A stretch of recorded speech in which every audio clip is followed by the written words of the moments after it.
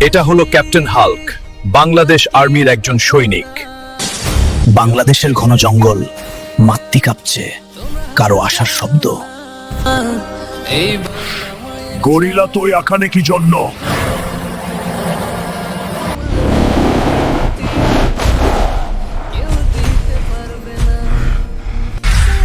Gorilla, এটা বাংলাদেশ, তুমি এখানে থাকবা না, এখনে চলে যাও।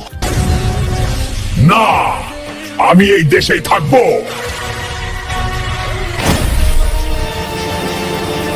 কারণ তোমাকে কেউ সাপোর্ট করে না, তুমি একাই।